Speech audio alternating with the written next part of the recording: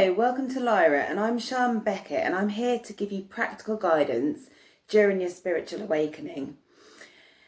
So in this video, I'm going to talk to you about why we have a spiritual awakening in later life. So some people are born with a spiritual gift. Most of us are born with a spiritual gift. And if our families embrace the psychic abilities we have at a young age, we will continue to be like that throughout our life. Unfortunately, some families don't understand it, so they'll sort of squash it, or they have religious beliefs that don't tie in with spirituality, so you end up suppressing it. So by the age of about 5, you've forgotten how to do it, and you just continue to follow in your family's path and footsteps and carry on in that way. You could be lucky and be from a family that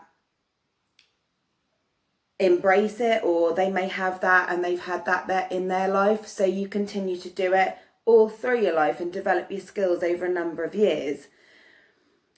For the majority of us, we're awakening later on in life. Like myself, it wasn't 18 months ago since I completely spiritually awoke, and I'm going to talk to you all about what those triggers might be for a spiritual awakening in your later life. Unfortunately, they're not really that happy, because usually the trigger for a spiritual awakening is a depression or an anxiety of some sort, which is brought on through various events.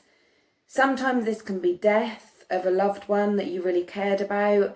Sometimes it can be a really, really awful divorce, that you've been married for a number of years and you divorce and it causes you to awaken.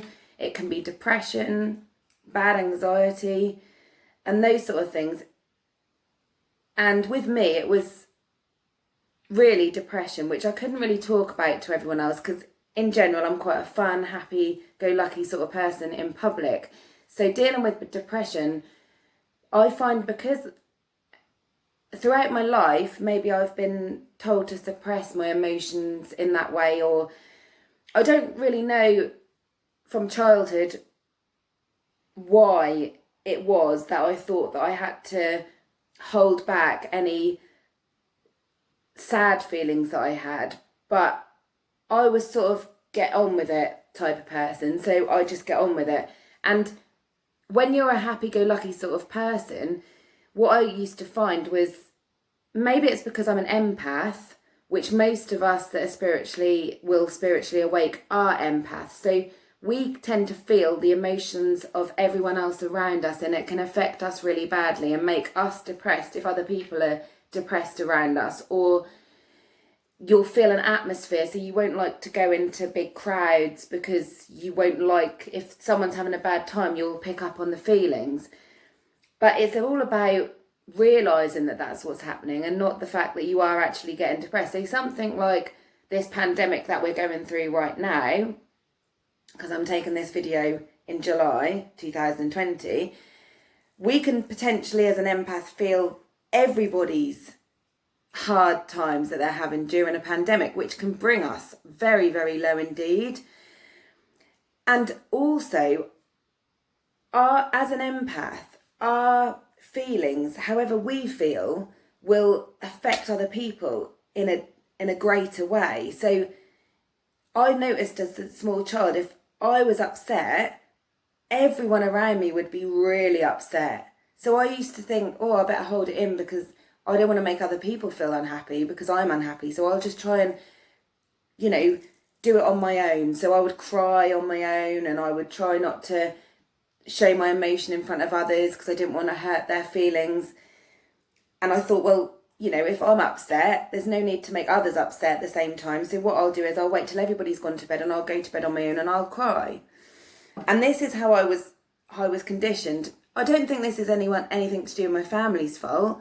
It could be, it could not be, but it just is how it was. And when I tried to open up to people, generally they would panic and not know what to do. So in the end, you just sort of hold it all in. And what then tends to happen is, when you go through a really bad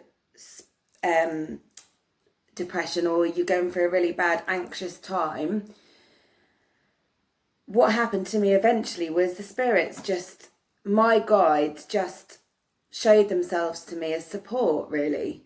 And I even saw an angel during some meditation I was doing. And I'll describe that in another video. But basically, my guides sort of took over as support, really, because I couldn't really rely on any humans in my life, which is what a lot of you will find when you're spiritually awakening. The trigger is you'll be going through a bad time, depression, divorce, somebody that's a loved one has died suddenly, or anything really, any low point in your life, you will find that is the time when they will step in and you will awaken. And although it should be an amazing time, it can be quite an isolating time, because although before you were isolated because you were depressed, when you are spiritually awaken and you start to hear spirits or see spirits, feel spirits, you can't really discuss it with many other humans because they won't understand you. So it can make you feel a little bit isolated and different from everybody else. But I'm here online to support you because others at the time when I was going through it, I was reaching out to people online to get some support because I realised that there was not really anyone around me that understood me. It's not that they weren't there for me, because they were. It's just that you can be surrounded by love, but you need love and understanding. And unfortunately, there's only a small percentage of people in their life that will awaken and you'll be able to discuss.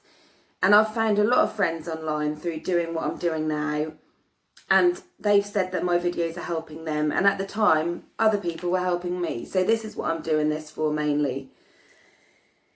And if you're going through that low point, and the one thing I will say to you is your spirits and your guides and your angels will never ever hurt you. So if you're going through a bad time, I know it sounds ridiculous, but pray to them, ask them for help. Write down what it is you want, because writing it down is a very good way to get your feelings onto a page. So write down what you want out of your life, write down what you think will make you happy, and ask for their help to do that, because they can reach out and help and arrange if you start believing that they can help you, because they can, then write down, and this makes you think, write down in present tense, I am happy. I have the career of my dreams. I have a huge house with a swimming pool. Write it down in present tense. And by writing it down and sticking it somewhere in your house that you read it now and again, your guides can think, right, I know what she wants. Because sometimes what you've got to remember is your guides hear what you're thinking. And if they're positive or negative thoughts, they'll bring you what you're thinking. So if you're thinking negatively and you're worried and everything else, try and switch your thinking to something more positive. No, I'm going to succeed. I'm going to do this. I am in charge of my own happiness and my own life, and I'm going to make this happen. I'm not relying on anybody else. I'm going to be independent and do it myself. And you can ask for their help, and they'll always guide you in the right direction. Sometimes it means that people that you love and need to drop away, that no longer understand you because you've changed.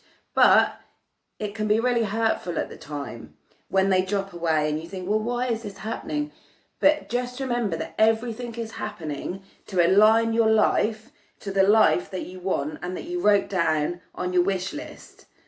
So keep writing a wish list. What happened with mine, it's a bit like it is using the law of attraction. Write down your wish list, and once you accomplish the things that you want, start off with small things first if you like.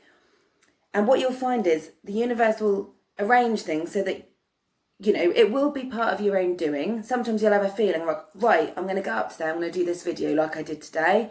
Or you're going to think, right, I'm going to get up and I'm going to find myself a new job. So I'm not saying that you're going to win the lottery or some miraculous miracle will happen. But what I'm saying is, if you write down the things that you think are going to make you happy, the universe will arrange them. As those things are happening, which they will, and they have for me, write another list. Think, well, I've done all those things now. Let me write a new list, and the new list is going to be even more. I'm going to aim higher. I'm going to aim for the top, because us as humans have been conditioned to think that we're only able to achieve this particular lifestyle.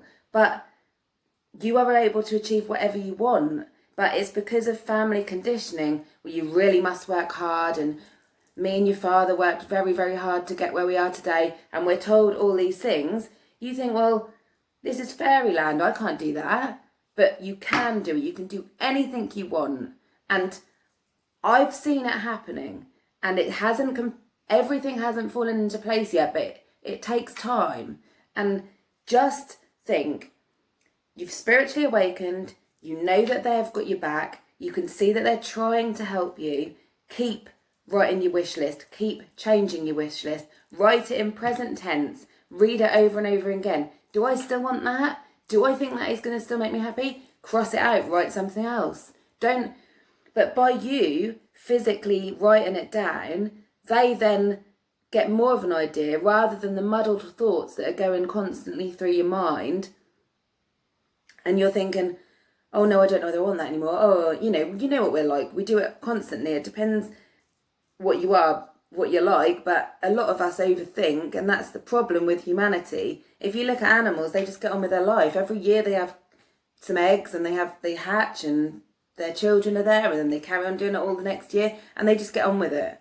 But because we've got big brains, we can sometimes overthink and not live organically how we should be. And by going through depression and going through the things I went through, I can empathise with people that are going through the same.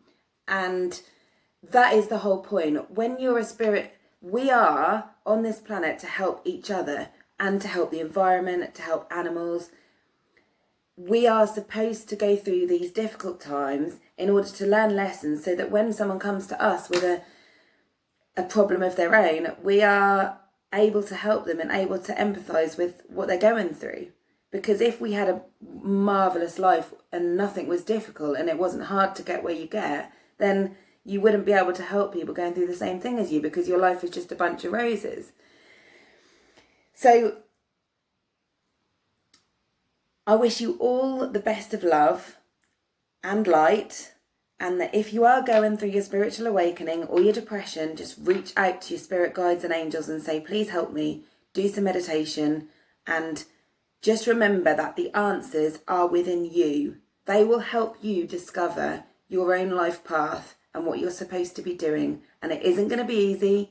And just keep watching the videos like this to get some help.